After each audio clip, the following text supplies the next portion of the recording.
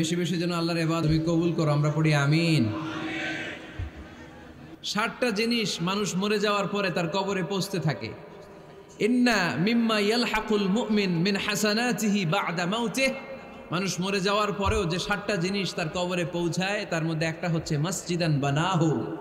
সে যে মসজিদ বানিয়ে গিয়েছে ওই মসজিদের সওয়াব। সুবহানাল্লাহ পড়েন। আপনি টাকা দিয়ে মসজিদ বানিয়ে দিলেন, ওই মসজিদে মুসল্লিরা নামাজ পড়ে, রোজাদাররা এসে ওখানে ইফতার খায়, তাহাজ্জুদ আদায়কারীরা তাহাজ্জুদ পড়ে, তাদের সওয়াবের কমতি হবে না, কিন্তু তাদের সওয়াবের একটা পার্সেন্টেজ সওয়াব যে ব্যক্তি মসজিদ বানালো তার আমলনামায় আল্লাহ ঢুকিয়ে দেয়। সুবহানাল্লাহ বলতে পারলেন না? হে নামাজি আমার ঘরে নামাজ পড়ো আজ, দিল মে তোমার চরণ তলে হৃদয় যায় নামাজ। হে নামাজি আমার ঘরে নামাজে পড়ো আজ, দিল মে তোমার চরণ তলে হৃদয় যায় নামাজ। পড়েন আল্লাহু আকবার। কি সুন্দর লিখেছেন কাজী নজরুল ইসলাম। কাজী নজরুল ইসলাম খুব সুন্দর করে বলেছেন, মসজিদেরই পাশে আমায় কবর দিও ভাই, ঠিক কিনা? মসজিদেরই পাশে আমায় কবর দিও ভাই, যেন গোরে হতে মুয়াজ্জিনের আযান শুনতে পাই। আমার গোরের পাশে দিয়ে ভাই নামাজিরা যাবে, পবিত্র সেই পায়ের ধ্বনি এ বান্দা শুনতে পাবে। গোরা যাব হতে গুনাহগার পাইবে রেহাই, মসজিদেরই পাশে আমায় কবর দিও ভাই। কত মানুষ নামাজি ভাই মসজিদাঙ্গিহীনাতে, আল্লাহর নামের জিকির করে লুকিয়ে গভীর রাতে।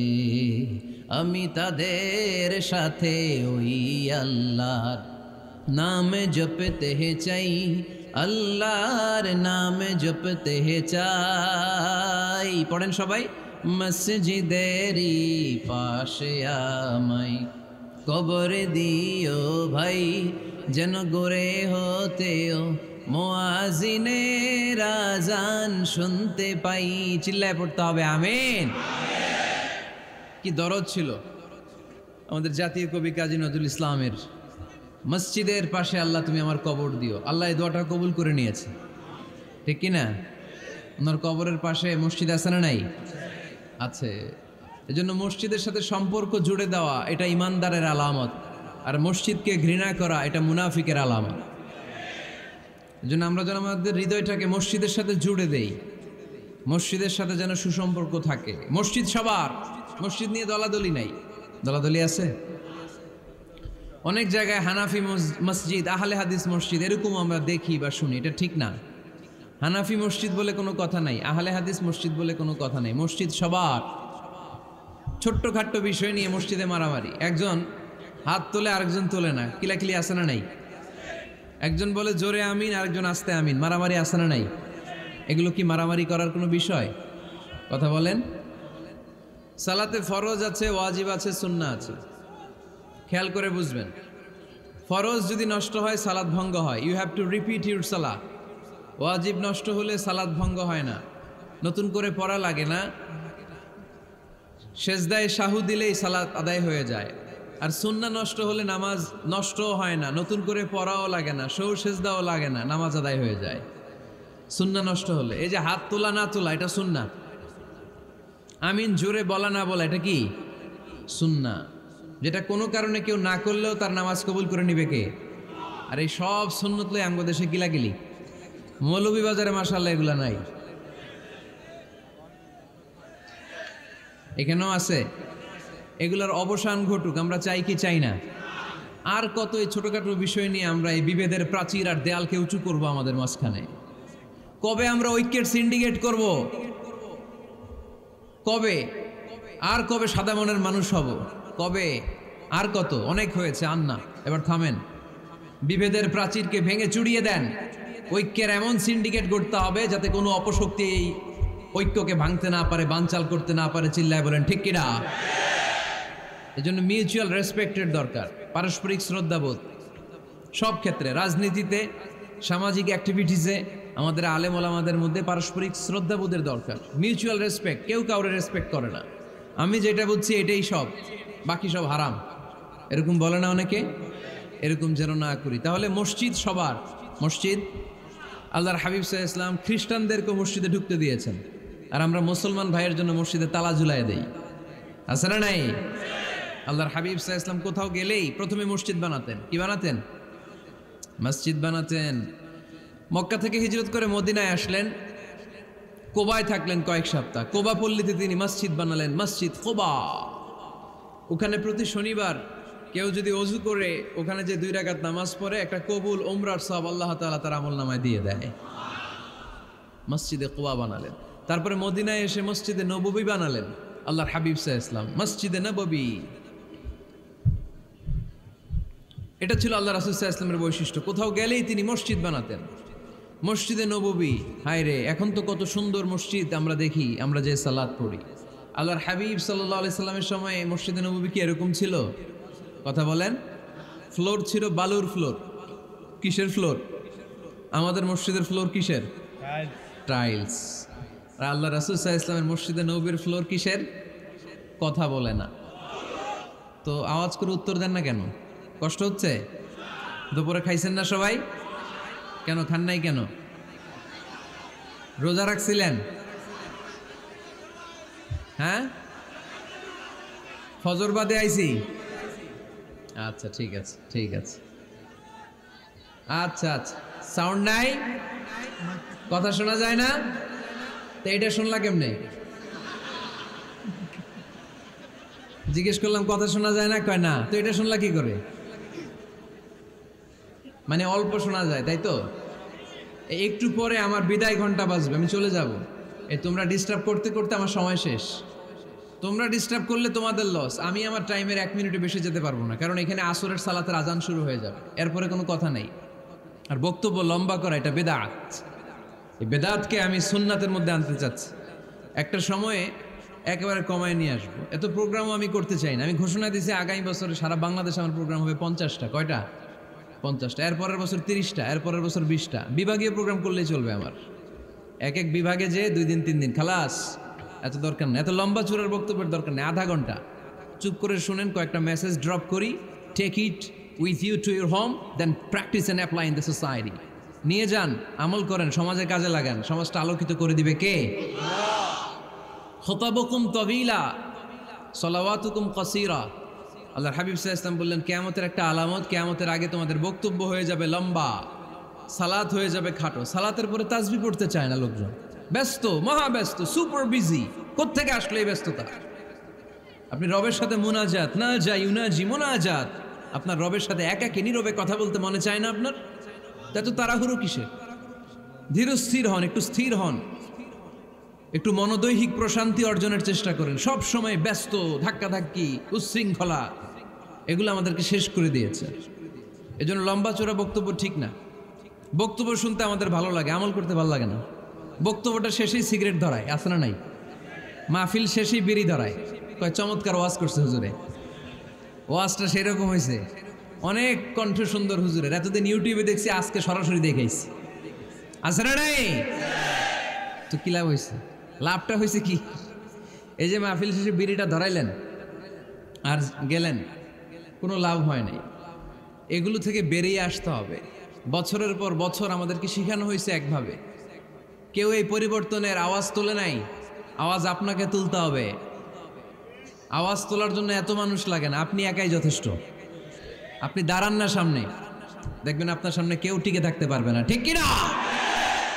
কিন্তু আপনার শক্ত সিদ্ধান্ত লাগবে, পরিবর্তনের জন্য শক্ত মানসিকতা লাগবে, যে আমি পরিবর্তন করতে চাই। We have to change. যুগ জামানা পাল্টে দিতে চাই না অনেকজন। এক মানুষই আনতে পারে জাতির জাগরণ। এক মানুষই বিপদকালে বাঁচায় কাফেলায়।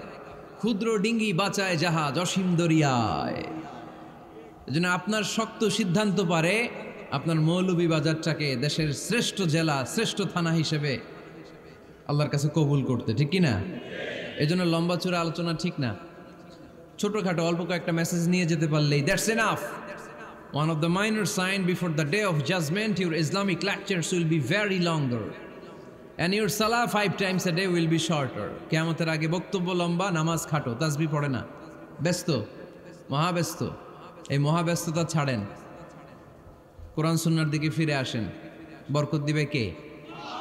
বিশ্বনবীর মসজিদে নববীর ফ্লোর বালুর ফ্লোর ছিল, আমাদের ফ্লোর টাইলস। আল্লাহর হাবিব সাল্লাল্লাহু আলাইহি ওয়াসাল্লামের মসজিদে বালি নিচে, এই বালিতে নামাজ পড়তেন। বৃষ্টি হলে কাদামাটি হয়ে যেত, কাদামাটিতেই সেজদা করতেন। সেজদা করলে কাদার মাটি আল্লাহর হাবিব সাল্লাল্লাহু আলাইহি ওয়াসাল্লামের নাকে আর কপালে লেগে যেত। তিনি সালাম ফিরিয়ে সাহাবাদের দিকে মুখ ফিরিয়ে বসলে দেখতেন প্রতিটা সাহাবীর নাকে আর কপালে কাদার মাটি মিশে আছে। তার মানে প্রিয় নবী সাল্লাল্লাহু আলাইহি ওয়াসাল্লামের মসজিদে নববী ছিল কাঁচা, কিন্তু মুসল্লি ছিল পাকা। আমাদের মসজিদগুলা হয়েছে পাকা, কিন্তু মুসল্লি কাঁচা, ঠিক কি না? ফজরের সালাতে মানুষ নাই। ইমাম সাহেব আছেন কে কে এলাকায়? দেখি ইমাম, মসজিদের ইমাম, মাশাআল্লাহ। আপনাদের এইখানে ওই মসজিদে ফজরের নামাজে কয় কাতার হয়? 5 জন 6 জন? কেনে এত কম? কেনে? হ্যাঁ, আসে না, আসতে চায় না লোকজন। তো এই যে 5-6 জন ফজরের সালাতে, কল্পনা করতে পারেন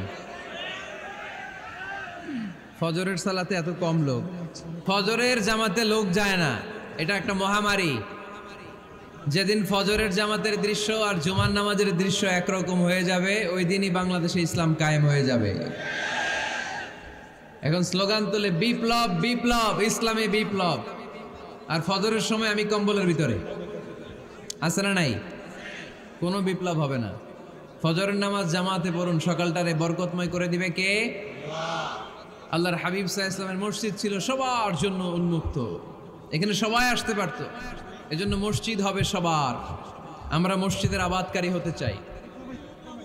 এজন্য রাব্বুল আলামিন বলেন, ইন্নামা ইয়া'মুরু মাসাজিদাল্লাহি মান আমানা বিল্লাহি ওয়াল ইয়াউমিল আখির ওয়া আকামাস সালাতা ওয়া আতাজ যাকাতা ওয়া লাম ইয়াখশা ইল্লাল্লাহ ফাআসা উলাইকা আন ইয়াকুনু মিনাল মুহতাদিন। সুবহানাল্লাহ পড়েন। রব্বুল আলামিন বললেন মসজিদের আবাদকারী হবে তারা যারা আল্লাহর প্রতি ঈমান আনে, আখিরাতের প্রতি ঈমান আনে, যারা সালাত কায়েম করে, যারা যাকাত আদায় করে, যারা দুনিয়ার কাউকে ভয় পায় না, ভয় পায় একজনকে। চিল্লায় বলেন তিনি কে? যাদের হৃদয়ে আছে আল্লাহর ভয়, তারা কবু পথ ভুলে যায় না। আল্লাহর প্রেম ছাড়া এই দুনিয়া কারো কাছে কোনো কিছু চায় না, ঠিক কিনা? তাহলে যারা মসজিদের আবাদকারী এরা ভয় পায় একজনকে, চিল্লায় বলেন তিনি কে? মসজিদের আবাদকারীদের প্রথম গুণ, তারা আল্লাহ বিশ্বাস করে, তারা আখিরাতে বিশ্বাস করে, তারা সালাত কায়েম করে, তারা যাকাত আদায় করে, তারা আল্লাহ ছাড়া পৃথিবীর কাউরে ভয় পায় না। আল্লাহ বলেন ফাআসা উলাইকা আইয়াকুনু মিনাল মুহতাদিন। আশা করা যায় তারাই হলো হেদায়েতের রাস্তার উপরে আছে, ঠিক কি না? তারাই মসজিদের আবাদকারী, যারা মসজিদে যায়, সালাত আদায় করে। এখন মসজিদের আবাদকারী আপনি হতে চান, আপনি মসজিদে যান না, আপনি আবাদকারী হতে পারবেন? মসজিদের অনেক সভাপতি আছে মসজিদে যায় না, আছে না নাই? মৌলভীবাজারে এই সমস্যা বোধহয় নাই। মসজিদের সেক্রেটারি মসজিদে যায় না, আছে না নাই? তাহলে হইল, এটা হইল, এটা মেনে নেওয়া যায়? এজন্য সভাপতি সাহেবরা, আপনি কষ্ট করে মসজিদ বানিয়েছেন, মসজিদে যাবেন। সভাপতি সাহেব আপনি মসজিদে যাবেন, সেক্রেটারি সাহেব আপনি মসজিদে যাবেন, তাহলে আপনি সঠিক মসজিদের আবাদকারী হবেন, ঠিক কিনা? আমরা মসজিদের আবাদকারী হতে চাই ইনশাআল্লাহ। পড়েন উমরানুল মাসাজিদ। মসজিদের আবাদ কি করে করতে হয়? মসজিদ আবাদ করার 1 নাম্বার মাধ্যম হচ্ছে মসজিদ নির্মাণ করা। কি করা? নির্মাণ করা। খেয়াল করবেন, আল্লাহর হাবিব সাল্লাল্লাহু আলাইহি ওয়াসাল্লাম বলেছেন, মান বানা মসজিদান মিন মালিহি ফিদ দুনিয়া বানাল্লাহু লাহু বাইতান ফিল জান্নাহ। যে ব্যক্তি নিজের পকেটের টাকা খরচ করে দুনিয়াতে মসজিদ বানায়, আল্লাহ তাআলা তার জন্য জান্নাতে ঘর বানায়। 60টা জিনিস মানুষ মরে যাওয়ার পরে তার কবরে পৌঁছতে থাকে। ইন্না মিম্মা ইয়ালহাকুল মুমিন মিন হাসানাতিহি বা'দা মাউতিহি, মানুষ মরে যাওয়ার পরেও যে 60টা জিনিস তার কবরে পৌঁছায় তার মধ্যে একটা হচ্ছে মসজিদান বানাহু, সে যে মসজিদ বানিয়ে গিয়েছে ওই মসজিদের সওয়াব। সুবহানাল্লাহ পড়েন। আপনি টাকা দিয়ে মসজিদ বানিয়ে দিলেন, ওই মসজিদে মুসল্লিরা নামাজ পড়ে, রোজাদাররা এসে ওখানে ইফতার খায়, তাহাজ্জুদ আদায়কারীরা তাহাজ্জুদ পড়ে, তাদের সওয়াবের কমতি হবে না, কিন্তু তাদের সওয়াবের একটা পার্সেন্টেজ সওয়াব যে ব্যক্তি মসজিদ বানালো তার আমল নামে আল্লাহ ঢুকিয়ে দেয়। এজন্য বেশি বেশি মসজিদ বানাতে রাজি আছেন তো? তাহলে মসজিদ আবাদ করার প্রথম মাধ্যম হচ্ছে মসজিদ বানানো। 2 নম্বর মাধ্যম হচ্ছে মসজিদে যে জামাতে সালাত আদায় করা। জামাতে সালাতুল জামাআ তাফদুলু সালাতাল ফাযযি বি27 দারাজা। ঘরে নামাজ পড়লে একা একা পড়লে যেই সওয়াব, জামাতে পড়লে 27 গুণ বেশি সওয়াব। সুবহানাল্লাহ বলতে পারলেন না? হে নামাজি আমার ঘরে নামাজ পড়ো আজ, দিল মে তোমার চরণ তলে হৃদয় যায় নামাজ। হে নামাজি আমার ঘরে নামাজ পড়ো আজ, দিল মে তোমার চরণ তলে হৃদয় যায় নামাজ। পড়েন আল্লাহু আকবার। কি সুন্দর লিখেছেন কাজী নজরুল ইসলাম। মসজিদ কেমন যেন মসজিদ তার নিজের ভাষায় আল্লাহর কাছে কেঁদে কেঁদে ফরিয়াদ জানায়, আল্লাহ নামাজিরা আমার ঘরে আসে না, কি সুন্দর টাইলস, কি সুন্দর মুসল্লা, কি সুন্দর এয়ার কন্ডিশন, সব আছে কিন্তু মুসল্লি নাই, ঠিক কিনা? মসজিদগুলো আল্লাহর কাছে ফরিয়াদ জানায়। এজন্য আমরা যেন মসজিদমুখী হই। কি মুখী? আওয়াজ করে বলতে হবে, কি মুখী? মসজিদমুখী। তাহলে মসজিদ আবাদের 1 নম্বর পদ্ধতি মসজিদ বানানো। 2 নম্বর মসজিদে বেশি বেশি যে জামাতে সালাত আদায় করা। 3 নম্বরে মসজিদের সাথে সম্পর্ক জুড়ে দেওয়া, হৃদয়টা যেন সবসময় মসজিদের সাথে লেগে থাকে। আল্লাহর হাবিব সাল্লাল্লাহু আলাইহি ওয়াসাল্লাম বললেন, সাবআতুন ইউযিল্লুহুমুল্লাহু ফি যিল্লিহি ইয়াওমা লা যিল্লা ইল্লা যিল্লু। 7 শ্রেণীর ব্যক্তিকে আল্লাহ তাআলা কিয়ামতের দিন আরশের নিচে ছায়া দিবে, যেদিন আল্লাহর আরশের ছায়া ছাড়া কোনো ছায়া পৃথিবীতে থাকবে না। সেই দিনটা কি এই দিনের মতো? কিয়ামতের দিনটা আজকের এই দিনের মতো হবে? 50,000 বছর হবে। এটা লেন্থ, এটা ডিউরেশন।